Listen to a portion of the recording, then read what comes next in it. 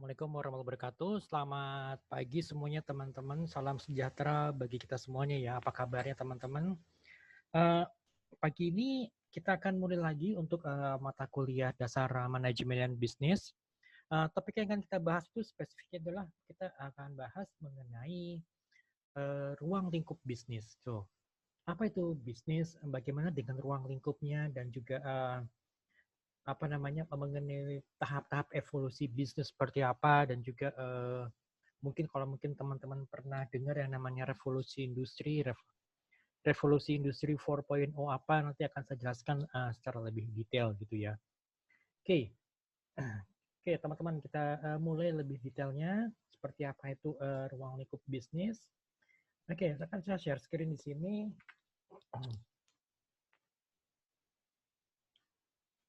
Oke, kita bahas untuk yang pertemuan 11 adalah mengenai ruang lingkup bisnis. So, kita bicara sebelum kita masuk pada definisi bisnis, kita akan coba bahas mengenai perkembangan bisnis. Jadi ya sebenarnya para pengusaha itu sudah mulai menjalankan usahanya sesuai dengan perkembangan zamannya ya, mulai dari pola-pola tradisional, misalnya seperti kayak zaman dulu ada barter gitu ya, barter kemudian sampai kepada masuk di era internet seperti saat ini gitu ya. Nah, itu berarti kan itu sudah ada perkembangan yang sudah yang dari benar-benar tradisional sekedar barter gitu ya, barter antara hasil bumi dengan hasil bumi yang lain, barter antara sela cengkeh dengan beras dan seperti itu, dan sampai kepada era internet seperti saat ini gitu loh. Ini seperti kalau kita lihat dari pola-pola tradisional dulu, zaman dulu masih semua serba manual, dan mulai berangsur-angsur berubah kepada sistem otomatisasi yang memang menggunakan teknologi yang sangat canggih, teknologi canggih ya, sampai kepada zaman internet seperti sekarang, ya kan semuanya serba otomatis gitu ya. Itu seperti itu. Jadi pola itu mulai dari yang tradisional sampai kepada yang canggih. Paling gampangnya adalah kita lihat misalnya seperti kalau kayak di gerbang tol gitu ya, kalau zaman mungkin 5 tahun yang lalu atau 6 tahun yang lalu, ya kita masih ngelihat ada orang yang memang orang yang menerima uang kita dan juga memberikan kembalian gitu ya, atau ada petugas yang hanya sekedar untuk memberikan kartu, kemudian nanti kan di ujung sana akan kita kembalikan kartunya, berikut kita berikan uang gitu ya. Tapi itu cerita lama gitu kan, bisa dibilang itu cerita lama. Tapi saat ini, jadi hanya dengan hanya modal kartu, baik itu kartu e-tol atau flash atau apa, banyak bank yang mengeluarkan kartu-kartu seperti itu ya, kartu elektronik. Nah itu sudah tidak dibutuhkan orang gitu ya. Nah itu kan seperti itu. Jadi ada proses otomatisasinya gitu loh. Ya itu yang paling contoh yang gampang itu yang di gerbang tol gitu ya. Kemudian juga kita lihat proses perubahan. Ini disebut dengan evolusi bisnis gitu loh. Ya jadi proses yang tadi yang terjadinya aktivitas bisnis dari masa ke masa sesuai dengan kondisi dan perkembangan teknologi. Kemudian juga sesuai dengan kondisi dan juga perkembangan perekonomian, dan pasti juga sosial budaya juga yang akan berpengaruh gitu loh. Gitu. Oke, next. Kita lihat sini untuk tahap-tahap evolusi bisnis, di mana dimulai dari awal-awal era kolonial dengan kedatangannya VOC gitu di Indonesia ya, atau mungkin juga dari era-era sebelumnya. Jadi para saudagar-saudagar yang datang ke Indonesia untuk ke tanah air untuk berdagang gitu kan. Terutama pada saat itu adalah usaha terkait dengan pertanian dan juga perkebunan. Ini juga merupakan menjadi alasan kenapa VOC datang ke Indonesia pada saat itu ya, di awal-awal era penjajahan di Indonesia, karena mereka yang diincar oleh mereka itu adalah rempah-rempah gitu loh. Lalu yang kedua, mulai dari revolusi industri. Mulai dari tahun 1760 sampai dengan tahun 1850 yang banyak mengubah proses yang tadi benar-benar manual, yang tadi ya perekonomian agraris gitu ya, pertanian, sampai merubah menjadi industri gitu, manufacture yang juga menggunakan banyak pekerja. Jadi dengan adanya revolusi industri, makanya ya perekonomian itu berubah gitu loh. Makanya dikenal dengan adanya urbanisasi, kemudian juga seiring dengan perkembangan zaman ada yang disebut dengan blue collar, white collar gitu loh. Dan juga white collar crime, blue collar crime itu dimulai dari revolusi industri ini gitu loh. Dan kemudian di era kewirausahaan di akhir tahun 1800-an tuh di awal abad di awal abad 20 ini di tahun 1900-an itu ya. Muncullah banyak para pengusaha-pengusaha baru. Jadi ini sebagai reaksi terhadap penolakan sistem monopoli oleh pengusaha-pengusaha besar dan juga adanya undang-undang antitrust gitu loh. Nanti kita bahas lagi sih lebih mendetail di belakang nih. Oke, kemudian di era produksi. Jadi sebelum tahun 1920, jadi di mana para ahli organisasi bisnis ini dengan konsep scientific management mengarahkan manajemen perusahaan itu untuk fokus pada proses produksi melalui spesialisasi tugas dan juga peningkatan produktivitas. Jadi di sini jadi ada yang kalau pernah mengenal ada yang namanya yang mengenal production line gitu ya. Kemudian juga dia dimulai dibagi divisi-divisi, ini dimulai di awal-awal tahun 1900-an gitu loh. Jadi di mana saat itu para ahli organisasi itu memutuskan sebaiknya adanya spesialisasi tugas gitu loh. Ya misalnya kalau yang orang keuangan, orang produksi gitu loh. Kemudian juga untuk bagian purchasing gitu. Jadi masing-masing spesifik dengan tugasnya sendiri-sendiri gitu loh. Nah, kemudian di era pemasaran dimulai dari tahun 1950.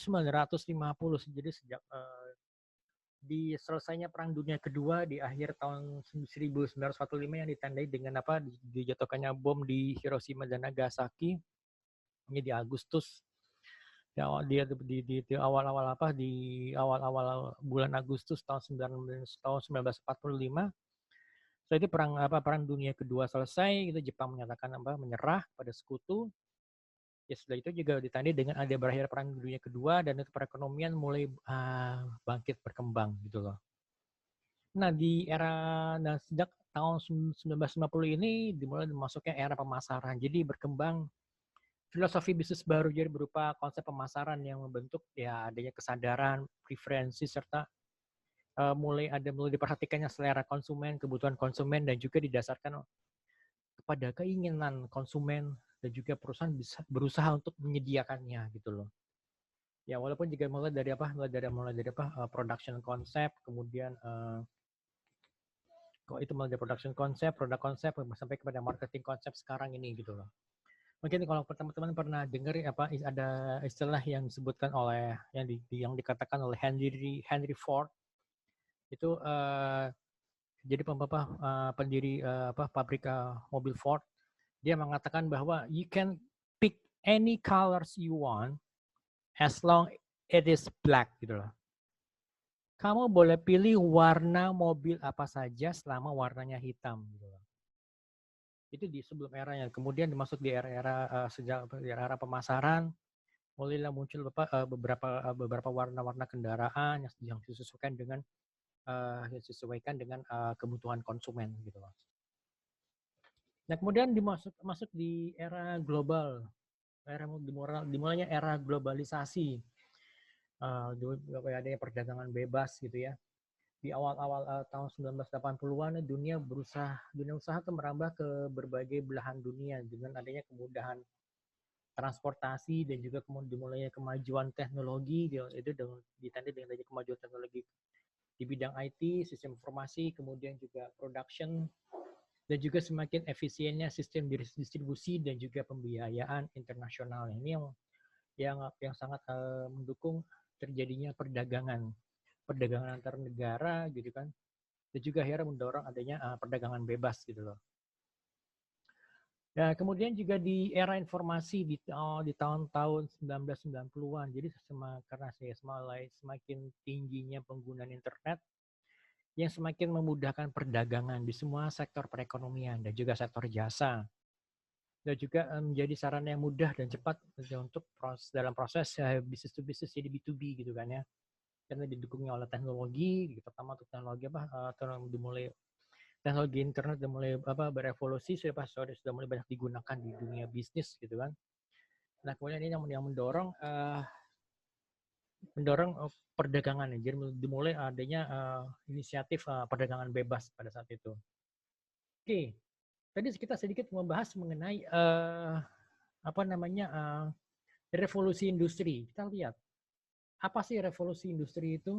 Kalau kita lihat di sini, misalnya apa itu? Mungkin bisa dijelaskan apa itu revolusi industri gitu ya. Oke, saya share screen dulu. Sebentar.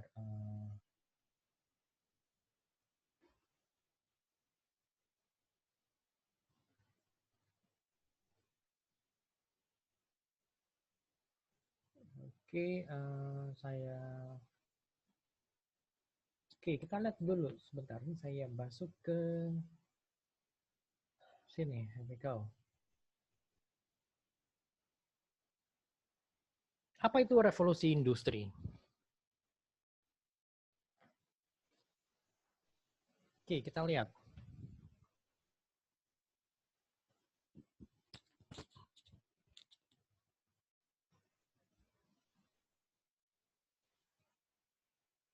Oke. Revolusi industri di awal-awal tuh dimulainya adanya proses mekanisme. Jadi di awal-awal terjadinya itu karena kemakmuran dari kerajaan Inggris pada saat itu ya, Great Britain itu yang terjadi di akhir abad ke-18 dan di awal abad 19 gitu loh. Jadi itu fokus kepada mesin manufacture tekstil dan juga tenaga uap gitu loh. Jadi di sini ditandai dan ada proses lahirnya mekanisasi. Itu prosesnya menggantikan pertanian dengan industri sebagai dasar struktur perekonomian masyarakat. Jadi ada beberapa hal yang menandai revolusi industri 1.0. Jadi ditemukannya mesin uap, kemudian juga inovasi dalam industri tekstil, bisa ditandai dengan adanya penemuan beberapa inovasi misalnya seperti power loom. Jadi dalam mesin yang dapat meningkatkan kecepatan dan juga kualitas tenun, kemudian juga cotton gin. Jadi mesin yang digunakan untuk memisahkan biji kapas dari serat kapas gitu loh. Oke, kemudian di revolusi industri 2.0, jadi ditandai dengan adanya revolusi teknologi dan juga mass production gitu loh.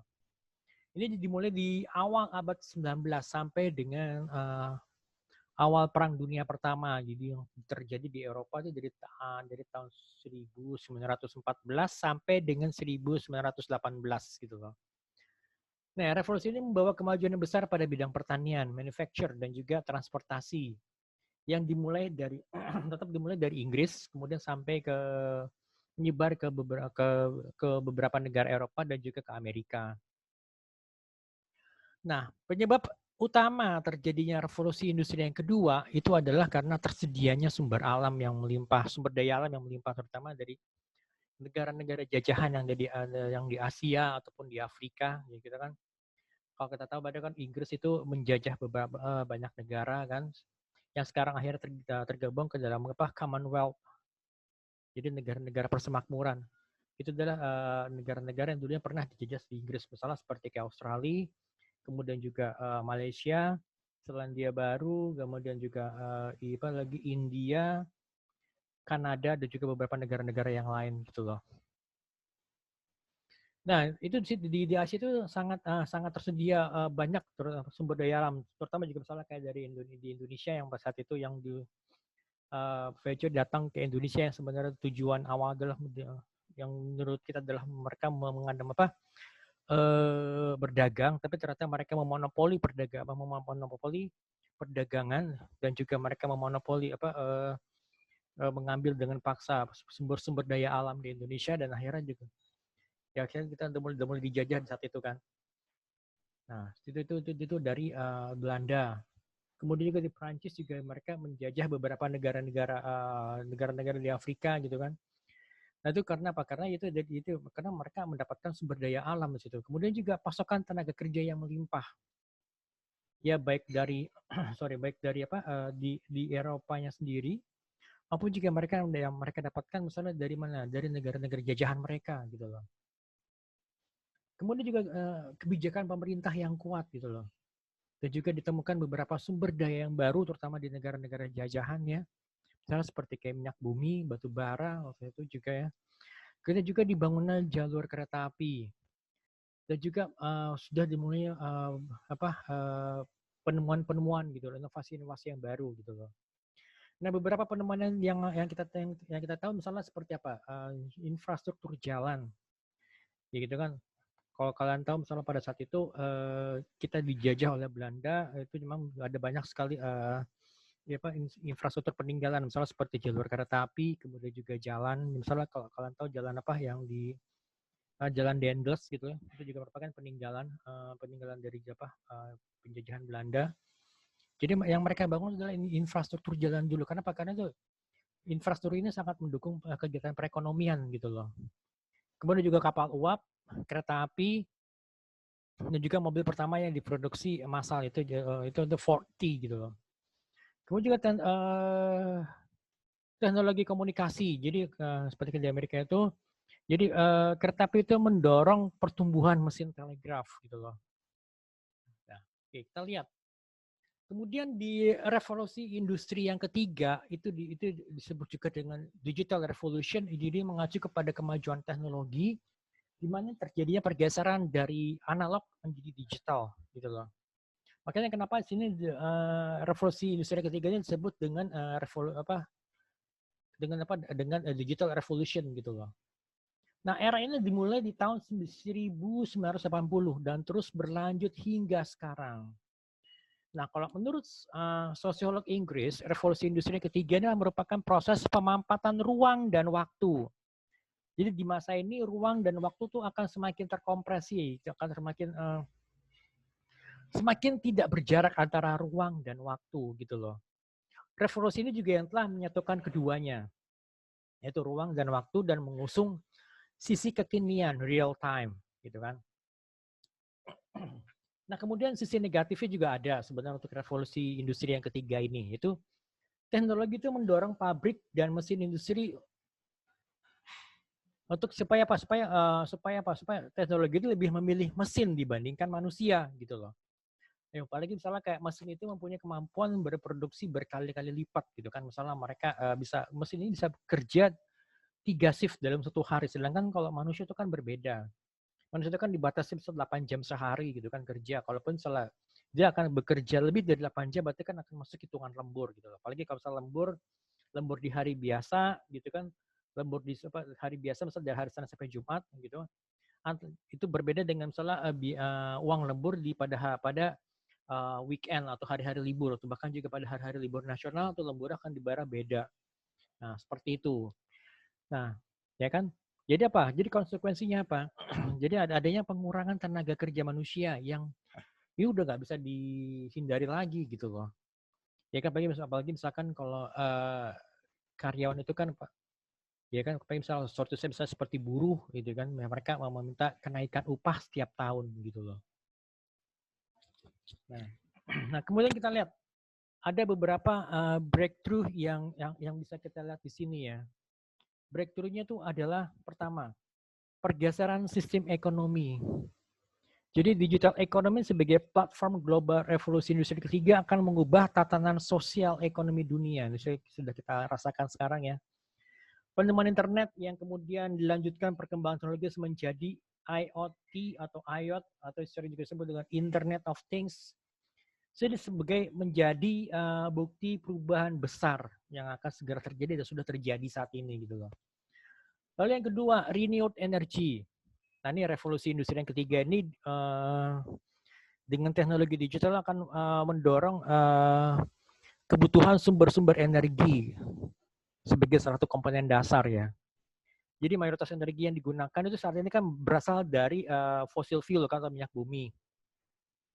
Dan kita semua tahu bahwa ketersediaan minyak bumi ini semakin menipis. Sebenarnya misalkan seperti minyak bumi, batu bara, kemudian gas itu adalah sumber daya alam yang tidak dapat diperbaharui. Misalnya kalau kita hari ini kita keruk minyak bumi 1 juta barrel, berarti dari total persediaan ini akan dikurangi 1 juta barrel. Misalnya besok diambil lagi 1,5 juta barrel, berarti dalam 2 hari sumber daya alam minyak bumi kita akan dikeruk sebanyak 2,5 juta barrel, dan itu tidak dapat dikembalikan lagi gitu loh.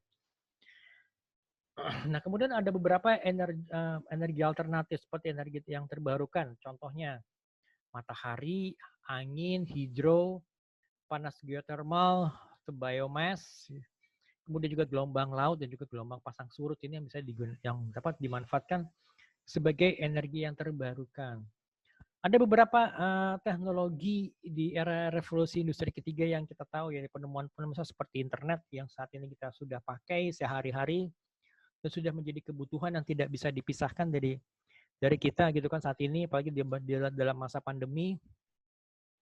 Microsoft pasti teman-teman juga sudah tahu, pasti ya teman-teman sudah pakai setiap hari ya, apalagi usah menggunakan laptop, menggunakan komputer gitu. Ya kan, apalagi kan sebagai programmer pasti akan menggunakan Microsoft sebagai basis sistem operasinya.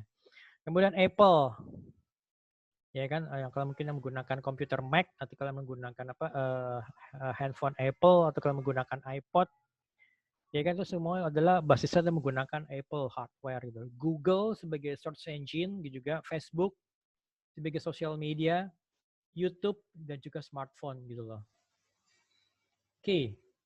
Kemudian kita lihat revolusi industri 4.0 atau Industrial Revolution 4.0. Ini yang merupakan bagian yang merupakan digital transformation era. Kita lihat ini istilah Industrial Revolution 4.0 itu pertama kali dikemukakan oleh Klaus Schwab itu sebagai Executive Chairman World Economic Forum di Jenewa di tahun 2015 gitu loh. Tuh. Revolusi industri keempat ini yang akan menjadikan revolusi industri ketiga sebagai pijakannya. Jadi revolusi industri keempat ini berpijak kepada revolusi industri yang ketiga gitu kan. Oke, kita lihat. Revolusi industri 4.0 itu menekankan kepada digital technology yang beberapa tahun ini berkembang dan dengan sangat pesat berkat ya adanya interconnectivity melalui Internet of Things atau IoT gitu kan. Teknologi di era ini mampu menghubungkan fisik dengan digital, jadi memungkinkan kolaborasi dan juga akses yang lebih baik di seluruh departemen, baik itu mungkin departemen, partner, mitra, vendor, produk dan juga para pekerja. Gitu. Oke. Kalau ada yang mau tanyakan silakan, saya bisa disampaikan di grup ya, di grup WhatsApp. Oke, revolusi industri 4.0 ini merupakan era baru yang memberikan lompatan yang sifatnya kuantitatif dan kualitatif dalam organisasi dan manajemen rantai nilai, value chain management. Tahap baru industri ini berkomitmen pada otomatisasi, konektivitas, dan globalisasi yang lebih besar ya. Dengan adanya kemajuan di era ini yang memungkinkan kita untuk bisa mengoptimalkan proses manufacture gitu kan. Ya tadi ya semuanya yang dengan menggunakan mesin yang diatur oleh oleh internet gitu kan. Bahkan juga bisa diatur dari jarak jauh, kemudian juga pengawasan dan juga integrasi dengan proses dan sistem yang lain yang digunakan dalam sebuah industri gitu loh. Apa sebenarnya transformasi digital ini? Transformasi digital merupakan bagian dari proses digital, yaitu perubahan yang berkaitan dengan penerapannya pada seluruh aspek kehidupan masyarakat. Transformasi digital merupakan penggambaran secara total ataupun keseluruhan efek dari digitalisasi pada masyarakat. Gitu. Transformasi tersebut dipandang sebagai tahap ketiga dari teknologi digital. Jadi transformasi digital ini diawali dari kompetensi digital. Jadi digital competence, kemudian dilanjutkan kepada penggunaan digital atau digital usage, kemudian masuk kepada transformasi digital. Gitu loh. Oke. Kita lihat di sini. Oke. Kalau saya coba rangkum, jadi kurang lebih seperti ini. Jadi revolusi industri yang pertama itu merupakan awal dari penggunanya tadi semua sistemnya sifatnya mekanik ya. dimulai dari awal abad 18 sampai dari akhir abad 18 sampai dengan awal-awal abad ke-19. Kemudian revolusi industri yang kedua, ya, jadi tanda dengan kemajuan yang besar pada bidang pertanian, manufacture dan juga transportasi yang dimulai dari Great Britain, jadi Inggris Raya menuju ke negara-negara Eropa lainnya dan juga Amerika. Ini di awal abad 19 sampai dengan ke awal Perang Dunia Kedua di tahun 1914 ya. Perang Dunia Pertama itu kan dimulai dari tahun 1914 sampai dengan 1918 gitu loh. Sedangkan kalau Perang Dunia Kedua itu kan dimulai dari tahun 1938 sampai dengan 1945 gitu loh. Oke, kemudian di revolusi industri yang ketiga itu pergeseran dari analog menjadi digital. Nah, makanya kenapa disebut dengan digital revolution gitu loh. Ini di awal tahun 1980 sampai dengan sekarang. Kemudian di revolusi industri yang keempat itu ada revolusi industri yang ketiga sebagai pijakannya gitu loh. Yang saat ini kita alami kan. Oke, kita lihat ada beberapa komponen pendukung transformasi digital, ya kan, yang mulai dari empower your employees, jadi bagaimana kita bisa memanfaatkan para karyawan, gitu kan. Kemudian juga bagaimana juga kita bisa memperhatikan lebih dalam kebutuhan konsumen, engage your customer. Kemudian juga kita bisa mengoptimize kebutuhan, mengoptimize operation, mengoptimalkan kegiatan operasional di perusahaan, dan kemudian juga kita bisa mentransfer ke produk kita yang tadi sifatnya analog menjadi digital gitu loh. Oke. Kemudian ada 9 teknologi penopang revolusi industri 4.0. Yang sering kita dengar mungkin seperti misalnya big data, ya kan, atau dalam bahasa Indonesia disebut dengan mahadata. Mahadata. Jadi big data itu sifatnya ada dua. Jadi ada yang sifatnya structured, ya seperti misalkan yang ditandai dengan adanya data ini dibutuhkan adanya unique key gitu kan. Ya kan seperti kayak database gitu ya, data-data pelanggan itu masuk kepada structured. Kemudian ada lagi sifatnya unstructured. Baik itu gambar, teks, audio, video, itu merupakan data yang sifatnya unstructured gitu loh. Misalkan kalau saya upload video ke YouTube, itu merupakan bagian dari big data yang sifatnya unstructured gitu loh. Kemudian ada juga yang seperti misalnya additive manufacturing, atau yang sering juga dikenal dengan 3D printing gitu loh. Ini yang sudah mulai di beberapa negara, misalnya seperti kalau kalian mungkin pernah lihat itu di Rusia. Di Rusia itu ada yang mereka membangun rumah itu dengan menggunakan printer 3D. Jadi printer 3D-nya dalam ukuran besar, ya kan? Dalam ukuran besar, dan mereka itu membuat rumah dengan menggunakan 3D printer gitu loh. Ada kelebihannya dengan menggunakan 3D printer. Pertama adalah pasti biaya yang jauh lebih murah, dan juga yang kedua proses pembuatan rumahnya itu memakan waktu yang jauh lebih singkat gitu kan. Gitu. Lalu ada lagi yang lain, misalnya augmented reality, atau dalam bahasa Indonesia itu sering juga disebut dengan realitas yang tertambah, atau ya ini berbedaannya realitas tertambah. Jadi data teknologi menggabungkan benda maya 2 dimensi ataupun 3 dimensi ke dalam lingkungan yang nyata yang sifatnya 3 dimensi, lalu memproyeksikan benda-benda maya tersebut secara real time. Gitu. Nah, itu seperti itu augmented reality. Kemudian juga ada lagi misalnya integration system, system integration, ya kan. Jadi dia yang memadukan antara operational teknologi dengan IT dan juga middleware. Kemudian juga ada lagi cyber security, keamanan cyber. Jadi ini kalau dalam tantangan di era revolusi industri 4.0 itu tidak hanya memadukan antara produksi dan juga operasi fisik dengan teknologi digital, mesin pembelajaran, machine learning dan big data untuk menciptakan ekosistemnya secara overall, secara menyeluruh, tetapi juga bagaimana membangun sistem keamanan yang terpadu melawan ancaman baik sifatnya internal maupun eksternal. Oke, kemudian juga cloud computing, misalnya yang paling gampang kalau kalian tahu dalam salah seperti Google Drive gitu kan, itu cloud computing.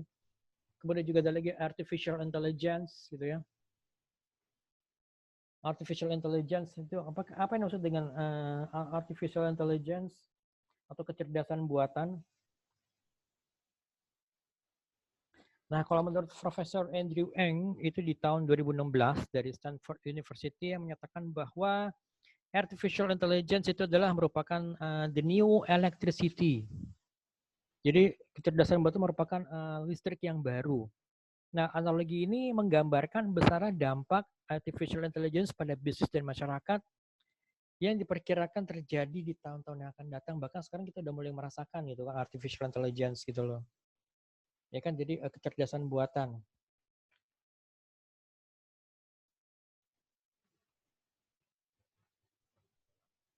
Kemudian juga ada lagi yang lain misalnya seperti apa? Internet of Things atau IoT ini yang lagi happening, yang lagi banyak dibicarakan saat ini. Apa itu Internet of Things atau IoT atau Internet segala dalam bahasa Indonesianya? Internet of Things itu kita bicara itu mengenai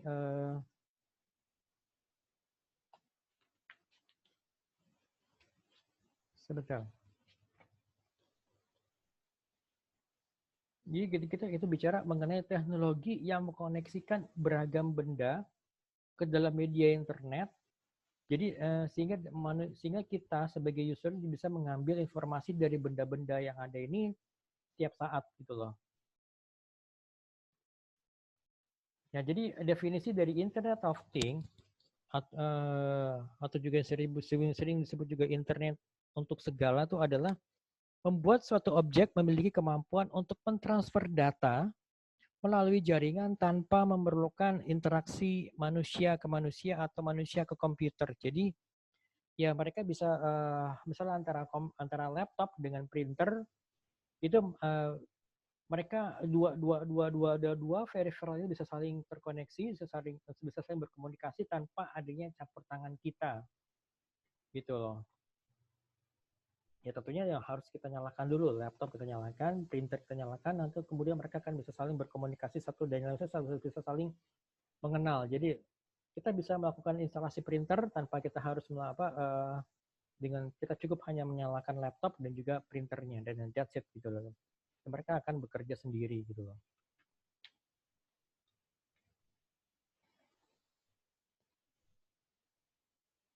So, bagaimana sih sebenarnya IoT ini bekerja? IoT ini bekerja dengan memanfaatkan suatu argumentasi pemrograman di mana setiap perintah argumen tersebut bisa menghasilkan suatu interaksi antar mesin yang telah terhubung secara otomatis tanpa adanya campur tangan manusia dan juga tanpa terbatas oleh jarak.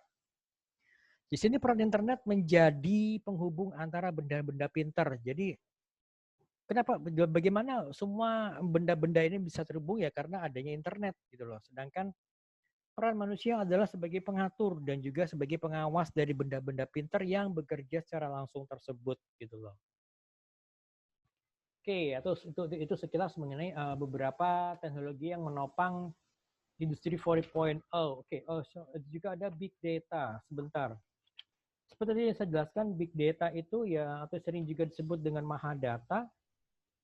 Ya, itu adalah data yang sifatnya besar ya. Jadi datanya besar. Jadi apa? Karena kalau kalian tahu, jadi ada 3 karakteristik big data. Yang pertama itu adalah volume. Jadi dia mengacu pada data dengan volume yang sangat besar, gitu kan? velocity, mengatur pada data dengan lalu lintas yang sangat cepat ya. Kalau gampangnya gini, kalau misalkan kalian menggunakan Mbah Google, kalau misalkan ketik suatu topik tertentu gitu ya, cepat ketik, kemudian nggak lama dan kemudian dalam hanya waktu 1 atau 2 detik kalian akan bisa mendapatkan hasilnya gitu kan.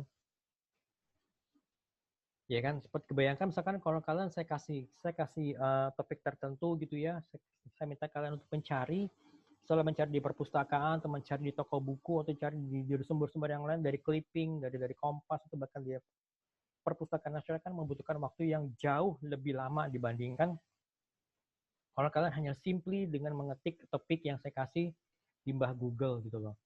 Lalu yang ketiga itu adalah mengenai variety. Jadi mengacu pada data dengan jenis yang sangat bervariasi gitu loh.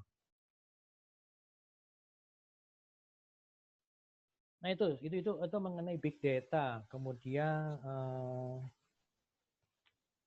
cloud computing itu seperti tadi saya katakan, itu tadi gampangnya misalnya kalau kalian yang Mbah Google itu adalah cloud computing. Kemudian ada lagi itu robot itu oke. Oke, anyway, ada tugas yang terkait mengenai revolusi industri 4.0. Kan saya pikir saya harus memberikan tugas ini supaya kalian paling tidak melek mengenai perkembangan IT, apalagi dengan perkembangan yang sangat cepat seperti saat ini ya. Oke, yang pertama itu adalah jelaskan masing-masing dari 9 teknologi penopang yang seperti yang ada di link ke kanan samping itu tuh coba kalian jelaskan berikut dengan contoh-contohnya gitu ya. Lalu yang kedua, apa yang menjadi peluang dan tantangan di era revolusi industri 4.0 menurut kalian, dan mohon diberikan penjelasannya gitu ya. Oke, bahan presentasi ini akan saya berikan kepada kalian nanti siang, paling cepat siang ini akan saya berikan ke kalian ya. Oke, kalau kalian ada yang mau ditanyakan silahkan. Saya akan share lagi, balik lagi ke laptop ke sini. There we go. Oke, kalau kita bicara mengenai pengertian bisnis. Oke, kegiatan bisnis itu sangat membantu usaha pemenuhan kebutuhan masyarakat oleh perusahaan. Jadi, kegiatan bisnis itu tujuannya adalah untuk membantu untuk memenuhi kebutuhan masyarakat, gitu kan. Bisnis ini meliputi semua aspek kegiatan untuk menyalurkan barang-barang melalui saluran yang sifatnya produktif. Ya, jadi mulai dari membeli bahan mentah, mengolah bahan mentah menjadi barang setengah jadi, bahan baku, atau sampai kepada barang jadi yang siap dijual atau di delivered kepada konsumen. Pada pokoknya kegiatan bisnisnya meliputi dari perdagangan, kemudian pengangkutan, maksudnya pengiriman, kemudian juga penyimpanan produknya, kemudian juga pembelanjaan kebutuhan baik itu produk ataupun jasa, dan juga pemberian informasi gitu loh. Oke, kalau kita bicara mengenai bisnis itu berasal dari bahasa Inggris bisnis. Bisnis dapat didefinisikan sebagai salah satu aktivitas dari berbagai institusi yang menghasilkan barang dan jasa yang dibutuhkan oleh siapa? Oleh konsumen, oleh masyarakat, untuk mereka bisa memenuhi kebutuhan mereka sehari-hari gitu loh. Gampangnya misalnya seperti minyak goreng, kemudian apalagi misalnya seperti sabun cuci, sabun mandi gitu kan ya. Kemudian apalagi peralatan untuk membersihkan rumah, itu merupakan barang-barang yang dibutuhkan oleh konsumen. Terus yang juga disebut dengan consumer goods gitu loh. Misal seperti apa? Seperti pasta gigi gitu kan ya. Kemudian barang-barang memang kebutuhannya yang kebutuhan sifatnya sehari-hari gitu loh. Gitu. Kemudian juga misalnya minyak goreng gitu kan. Nah itu seperti itu. Nah, gampangnya misalkan gini, kalau bagaimana kita bisa tahu bisa nggak kita membuat minyak goreng sendiri gitu kan, dengan kualitas misalnya sama dengan dengan merek X gitu ya. Nah, kita mesti lihat bagaimana kalau kita lihat di sini ya kan, bagaimana perusahaan ini bisa membuat minyak goreng. Jadi berarti dia membeli bahan mentahnya, dia membeli Misalnya apa? Minyak kelapa sawitnya gitu kan. Mereka ambil dari apa? Dari apa? Dari kebun kelapa sawit yang which is yang banyak berada di luar Pulau Jawa gitu kan. Kemudian mereka olah sampai kepada akhirnya mereka olah menjadi minyak goreng gitu kan. Nah, apakah kita bisa melakukan hal yang sama seperti itu gitu? Oke, bisnis juga merupakan sesuatu yang diciptakan untuk bisa menghasilkan produk ataupun jasa kepada konsumen atau para pelanggan. Kemudian bisnis adalah suatu aktivitas untuk memenuhi kebutuhan dan keinginan ekonomi masyarakat dan perusahaan di organisasi itu untuk terlibat dalam aktivitasnya ini. Jadi semua karyawan yang ada di perusahaan itu terlibat untuk bisa memenuhi kebutuhan masyarakat. Ya kan, baik itu mereka bekerja di bagian finance, bekerja di bagian marketing, di bagian pengolahan data, di bagian misalnya purchasing, atau di bagian gudang, mereka semuanya bekerja untuk tujuannya satu, untuk bisa memenuhi kebutuhan masyarakat gitu loh. Oke ya. Oke, kita lanjut. Kalian bisa baca sendiri ini, bisnis yang kegiatan terorganisasi, organize, menghasilkan barang dan jasa, tujuan mendapatkan laba. Oke. Oke, kita lihat. Untuk bisa menjalankan bisnis ini entrepreneur menggunakan 4 sumber. Yaitu yang pertama adalah materi, sumber daya material. Ya, misalnya yang materi yang akan kita olah yang jadi dari bahan mentah menjadi bahan baku sampai kepada barang jadi yang siap dikonsumsi atau dipakai oleh konsumen material. Lalu human adalah manusianya yang melakukan pengolahan, manusia yang bekerja di perusahaan, di factory, di company-nya, di kantor pusatnya, di kantor cabang, itu merupakan human-nya, manusianya. Financial, berarti ini sumber daya keuangan, ya kan? Sumber daya keuangan ini apa? Misalnya, berarti kan kalau misalkan kita mau membeli materi ini kan membutuhkan kita harus melakukan transaksi kan. Kalau zaman dulu itu membarter, tapi kita barter dengan sejumlah uang tertentu gitu. Misalnya kita mau membeli 1000 ton minyak kelapa sawit, itu kan akan kita barter misalnya dengan sejumlah uang tertentu gitu loh. Ini yang kemudian ini akan menjadi bagian dari variable fixed cost dari sebuah perusahaan gitu kan, karena dia akan pasti atau menjadi operational cost dari sebuah perusahaan, karena dia akan putar lagi, ya kan, akan putar lagi sampai pada dia bisa menghitung dan juga bisa mendapatkan keuntungan gitu. Oke, kemudian information, sumber daya informasi. Saat ini penting ya, informasi menjadi harus sebagai sumber daya yang juga bahkan kita kenal dengan tadi yang seperti saya katakan big data.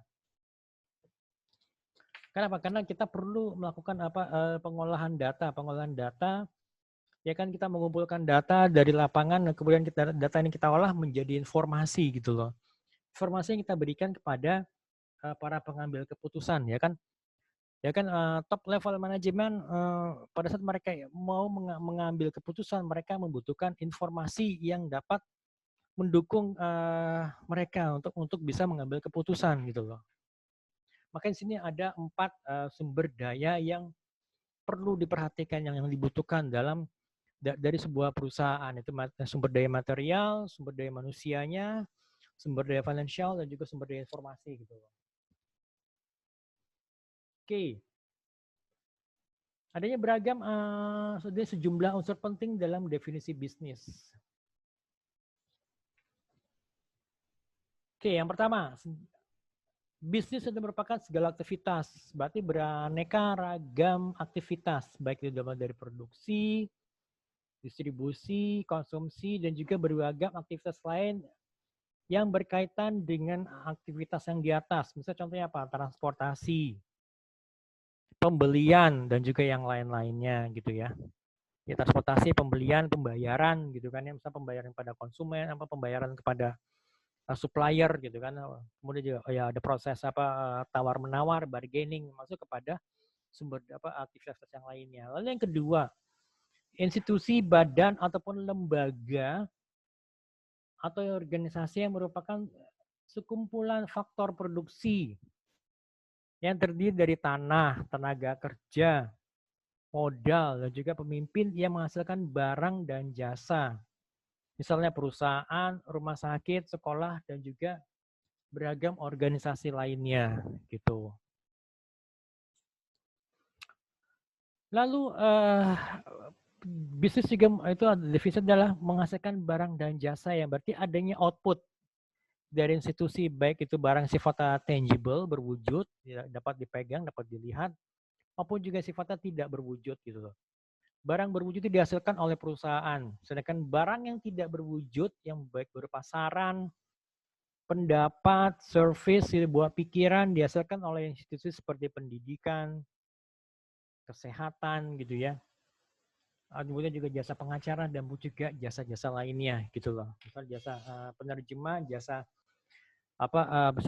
misalnya ada orang asing yang datang ke Indonesia, misalnya orang dari Rusia, dia tidak bisa berbahasa Indonesia sama sekali, bahkan juga bahasa Inggrisnya juga kurang lancar, ya pasti dia akan membutuhkan adanya translator yang mendampingi dia gitu loh.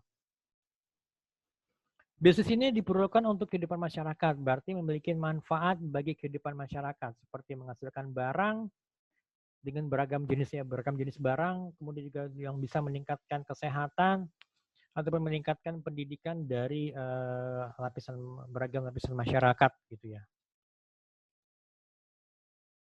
Oke, kalau bisnis menurut Peter Drucker, saya coba jelasin dulu di sini, saya mau coba lompat ke sini. Jadi kalau menurut Peter Drucker itu hanya ada satu definisi yang sah dari tujuan bisnis, yaitu untuk menciptakan pelanggan. Itu kalau menurut Peter Drucker ya. Dan juga dia mengatakan bahwa mengapa perusahaan didirikan? Jawaban dari pertanyaan itu adalah akan mempengaruhi strategi organisasi, menentukan sifat dari cita-cita dan juga sasarannya, mempengaruhi keputusannya untuk membentuk cara mengelola perusahaan, menentukan tingkat keselarasan atau pertentangan antara tujuan dan nilai-nilai perusahaan, dan juga mempengaruhi motivasi yang sifatnya hakiki yang dirasakan oleh para pegawai dari pekerjaan mereka. Dan juga sebagai akibatnya komitmen, inisiatif, dan juga kreativitas mereka. Jadi perusahaan adalah ciptaan dari masyarakat dan dirancang untuk melayani atau memenuhi kebutuhan masyarakat. Jadi pembenaran tujuan perusahaan dari segi moral dan legitimasi bagi perusahaan untuk bertindak tergantung pada manfaat apa yang diberikan kepada masyarakat. Jadi pada dasarnya perusahaan itu berdiri untuk memuaskan kebutuhan manusia dengan menyediakan barang dan jasa yang sifatnya berguna. Selain itu, pekerjaan yang berarti dan memuaskan dan perusahaan melakukannya sembari menambah kekayaan masyarakat. Itu menurut Peter Drucker. Oke. Nah, kemudian kalau kita lihat di sini, apa sih tujuan dari bisnis? Yang pertama adalah menghasilkan barang dan jasa secara efisien yang berbasis kepada pemenuhan kebutuhan atau pemenuhan kepuasan konsumen. Jadi ada tujuan bisnis kita tuh supaya apa? Supaya kita bisa membarter dengan sejumlah uang tertentu dengan apa? Dengan kepuasan konsumen. Mereka puas, mereka akan memberikan kita sejumlah uang seperti itu kan. Lalu yang kedua, menciptakan kinerja yang menguntungkan perusahaan melalui aktivitas yang dapat menciptakan nilai bagi perusahaan, menciptakan value bagi perusahaan. Oke, jadi adanya kinerja yang memberikan keuntungan kepada perusahaan, ya kan? Kinerja yang menguntungkan, yang memberikan keuntungan bagi perusahaan itu adalah tujuan bisnisnya gitu kan. Lalu yang ketiga, melindungi kesehatan dan kesejahteraan karyawan, ya kan? Yang keempat, melatih warga masyarakat yang baik dalam kaitannya dengan bertetangga. Oke lah, masih masuk. Tapi kalau menurut saya yang poin yang 1 sampai dengan poin 3 ini yang utamanya gitu kan ya. Oke, next. Oke, kemudian juga menyediakan pertumbuhan yang sehat bagi perusahaan dan memperoleh perusahaan yang sehat pula. Oke, menjadikan pertumbuhan sehat bagi perusahaan didapat dari mana? Bisa didapat dari adanya keuntungan, gitu kan? Keuntungan atau profit ini bisa digunakan untuk untuk meningkatkan meningkatkan kemampuan perusahaan untuk menambah modal, untuk mendirikan cabang baru, untuk menambah mesin baru seperti itu kan. Nah, bayangkan kalau misalnya dalam kondisi pandemik seperti ini, kira-kira bagaimana sih sebuah company bisa tumbuh berkembang kan? Apakah semua usaha, semua jenis usaha itu masih bisa tumbuh pada saat pandemik seperti ini? Itu yang menjadi PR buat kita semua gitu loh. Oke, kemudian kita lihat menurut A.B. Carroll ada 4 tanggung jawab perusahaan kepada lapisan masyarakat. Jadi pertama tanggung jawab ekonomi, tanggung jawab hukum, tanggung jawab etika, dan tanggung jawab kebijakan. Itu yang perlu diperhatikan. Tanggung jawab ekonomi, berarti kan perusahaan ini kan dia menyediakan jasa, produk dan jasa itu yang berkualitas, yang sesuai dengan ekspektasi konsumen, sesuai dengan ekspektasi pelanggan. Tanggung jawab hukum, berarti perusahaan ini hukum dan etika, berarti perusahaan ini ya dia menjalankan usahanya harus sesuai dengan kaidah-kaidah hukum yang berlaku. Tanggung jawab etika juga sama, berarti jadi ada etika yang perlu diperhatikan. Bagaimana misalkan gampangnya misalkan bagaimana kalau sebuah perusahaan itu dia menjual misalnya minuman beralkohol, ya kan, walaupun secara hukum ini masih legal, masih dimungkinkan, tetapi kan tentu ada etika-etikanya juga. Bahkan di beberapa daerah itu juga melarang penjualan minuman beralkohol ini di supermarket, atau mungkin bahkan juga di Indomaret itu tidak diperbolehkan gitu. Walaupun misalnya kandungan alkoholnya rendah itu tetap tidak diperbolehkan. Kemudian juga tanggung jawab etika, berarti tanggung jawab kita terhadap masyarakat gitu loh. Bagaimana sih etika kita kalau misalnya kita mau menjual produk-produk minuman yang beralkohol gitu kan, seperti itu gitu loh. Oke, next. Lingkungan bisnis, business environment. Kegiatan bisnis ini merupakan sistem yang terkait dengan lingkungan sekitarnya, itu sudah pasti ya. Jadi organisasi ini berada dalam sebuah lingkungan. Lingkungan bisa memberikan menjadi pendukung, atau juga bisa menghambat pertumbuhan organisasi gitu loh. Kalau kita lihat juga kan terkadang ada banyak lapisan masyarakat yang protes dengan adanya ada keberadaan perusahaan tertentu, misalnya perusahaan di lahan kelapa sawit yang mungkin bentrok dengan masyarakat sekitar gitu kan, itu yang sebenarnya yang sangat tidak diharapkan gitu loh. Ada 2 lingkungan yang berpengaruh terhadap aktivitas bisnis. Yang pertama adalah lingkungan kerja, atau dalam bahasa Indonesia disebut dengan bahasa Inggris disebut dengan task environment, kemudian juga lingkungan sosial gitu ya. Lingkungan kerja. Jadi semua elemen yang relevan dan mempengaruhi organisasi secara langsung. Jadi elemen ini bisa seperti misalnya pemerintah, government gitu kan ya. Kemudian juga ya kreditur, jadi misalnya investor, kemudian juga vendor atau misalnya supplier, dan juga beberapa unsur-unsur lainnya gitu loh. Nah, kemudian lingkungan sosial. Lingkungan sosial itu misalnya yang meliputi tekanan-tekanan umum yang mempengaruhi secara luas, misalnya di bidang ekonomi, seperti kayak pertumbuhan ekonomi, kemudian juga teknologi, perkembangan teknologi saat ini yang mempengaruhi lingkungan pekerjaan perusahaan, kemudian juga hukum, kepastian hukum yang dari pemerintah gitu kan, kemudian juga faktor sosial budaya dan juga politik gitu ya.